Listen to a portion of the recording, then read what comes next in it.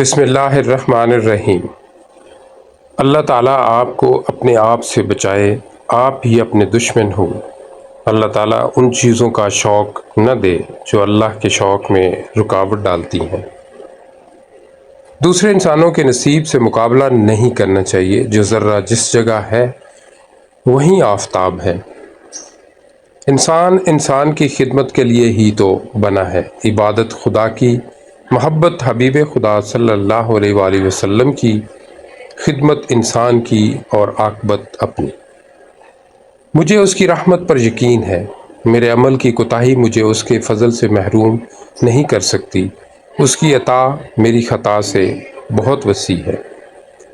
آپ کے سانس گنتی کے مقرر ہو چکے، نہ کوئی حادثہ آپ کو پہلے مار سکتا ہے، نہ کوئی حفاظت آپ کو دیر تک زندہ رکھ سکتی ہے۔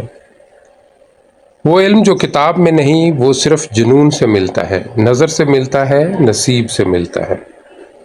محبت کوشش یا محنت سے حاصل نہیں ہوتی۔ یہ عطا ہے، یہ نصیب ہے، بلکہ یہ بڑے ہی نصیب کی بات ہے۔ زمین کے سفر میں اگر کوئی چیز آسمانی ہے تو وہ محبت ہی ہے۔ مقصد مر جائے تو انسان مر جاتا ہے۔ بے مقصد زندگی کتنی ہی طویل کیوں نہ ہو، موت سے بدتر ہے۔ آؤ مل کر دعا مانگ لیں، اللہ والوں کے ساتھ کچھ دعائیں اپنے لیے، کچھ اوروں کے لیے۔ سوچنے والا ذہن اور محسوس کرنے والا دل نصیب والوں کو عطا ہوتے ہیں۔ جب تک اپنا دل بیدار نہ ہو، باہر کی کوئی مدد بیدار نہیں کر سکتی۔ اللہ کے محبوب اور اللہ کے ولی کسی سے ایک دفعہ تعلق قائم کرنے کے بعد اس تعلق کو توڑتے نہیں، بازو پکڑنے کی لاج رکھتے ہیں۔